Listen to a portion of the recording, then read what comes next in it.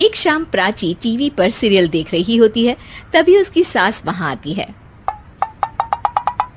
अरे सीरियल में तो ऐसे मग्न है जैसे आज रात का खाना पड़ोसी आकर बनाएंगे। मुझे पता ही नहीं था आपने अपने बेटे की शादी पड़ोस में भी की हुई है। हैं? मतलब? मतलब इस घर में सारा काम बहू ही करती है, आप तो सिर्फ खर्राटे मारती हैं। अच्छा जी, फिलहाल तो तुम आराम फरमा रही हो, चलो जाओ, ये मेरे टीवी देखने का समय है। आहा, इसीलिए मुझे भगाया जा रहा है। सॉरी, अब तो बिल्कुल नहीं जाऊंगी। प्राची की इस बात पर दोनों सास बहू के बीच टीवी रिमोट के पीछे बच्चों जैसे छीना झपटी शुरू हो जाती है, जिसके बीच श्लोक भी काम से घर वापस आ जाता है। आज मेरी चूहे बिल्ली की जोड़ी किस बात पर झगड़ रही है? अरे तेरे बीवी मुझे टीवी ही नहीं देखने दे रही। अरे तुम्हारी मम्मी मुझे खाना बनाने के लिए फोर्स कर रही है। अरे वाह, ऐसे बेतुके रीजन पर तो बच्चे भी झगड़ा नहीं करते। अरे मुझे कुछ मत बोल, सब इसने ही शुरू किया है। हाँ हाँ, जैसे आप तो बहुत दूध की धूली है ना। अरे बस, दोनों चुप। प्राची जाओ, खाने की तैयारी करो। और माँ तुम छोड़ो, तुम्हें क्या बोलूं, शांति से अपना सीरियल देखो, मुझे दोबारा लड़ने की आवाज सुनाई नहीं देनी चाहिए। ऐसा बोलकर श्लोक वहां से चला जाता है, जिसके पीछे पीछे प्राची भी कुछ न कुछ बड़बड़ाते हुए रसोई में चली जाती है। हाँ हाँ, सासू जी को तो कुछ बोलेंगे ही नहीं, बस मुझ पर ही हुक्म चलता है, खाना बनाओ, जैसे मैं इनके घर में खाना बनाने के लिए आई हूँ।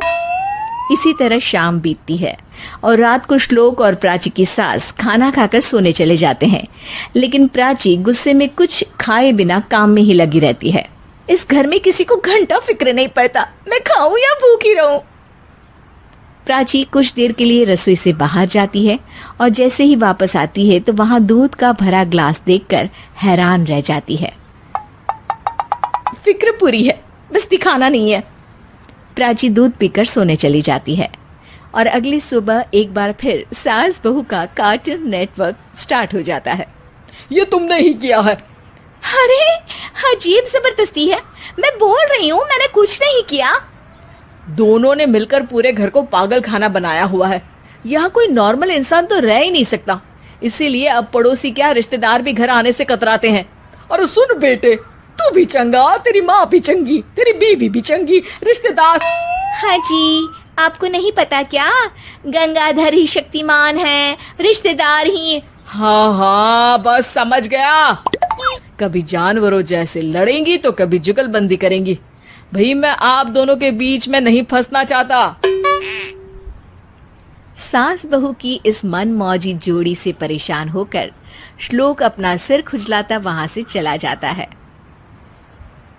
चलो अब मैं भी कीर्तन में जा रही हूँ। इस पर जैसे ही सास कमरे में अपना पर्स लेने जाती है तो वहां नाश्ते की प्लेट रखी देख मुस्कुराने लगती है और नाश्ता करके घर से बाहर निकलते हुए कुछ पैसे टेबल पर रख जाती है, जिसके कुछ देर बाद सिलेंडर वाला घर आता है। ओ मोरी मैया, मैं सिलेंडर के बारे में तो बिल्कुल भूल ही गई थी। घर खर्च के सारे पैसे भी मम्मी के पास है और श्लोक से बोला तो उल्टा 4 बात सुनाएंगे। प्राची ये सोच ही रही होती है कि अचानक उसका चेहरा चमक उठता है और वो घर में आकर इधर उधर देखने लगती है। तभी उसकी नजर टेबल पर रखे पैसों पर पड़ती है, जिन्हें वो सिलेंडर वाले को दे देती है। ये सब श्लोक देख लेता है। अच्छा बेटे, इतना बड़ा घोटाला, सबके सामने मैं तेरी दुश्मन और पीठ पीछे तेरी मेरी यारी। इस पर श्लोक एक प्लान बनाता है और शाम को सब एक साथ बैठे होने पर बोलने लगता है। माँ, तुम दोनों की बहुत लड़ाई होती है, इसलिए मैं सोच रहा हूँ कि प्राची को उसके घर छोड़ाऊं, इससे वो भी खुश रहेगी और तुम भी। अचानक श्लोक की ये बात सुनकर सास बहू शौक से उसकी तरफ देखती हैं। अरे ऐसे कैसे घर छोड़ाओगे, मुझे कहीं नहीं जाना। अरे तुमने बोला नहीं पर मैंने सुन लिया, तुम्हें मम्मी के साथ रहना अच्छा नहीं लगता, मुझे पता है। अरे वो अरे, जब बहू खुद कुछ काम बोले तो वो तुझे सुनता नहीं, और अब जो इसने बोला ही नहीं वो तू समझ गया। जब उसे नहीं जाना तो फिर जबरदस्ती क्यों कर रहा है? अच्छा, फिर आपको मौसी के घर छोड़ाता हूँ, बस अब आप दोनों एक घर में एक छत के नीचे नहीं रह सकती। मैं इस टॉम एंड जेरी की जोड़ी को और नहीं झेल सकता। है? ऐसे कैसे नहीं रह सकते? तुम्हें इतनी दिक्कत है तो तुम्हारा बोरिया बिस्तर पैक कर देती हूँ, लेकिन मम्मी जी कहीं नहीं जाएंगी। बिल्कुल यही सुनना था मुझे। अगर दोनों में इतना ही प्यार है फिर हर वक्त ये लड़ाई का नाटक क्यों करती हो?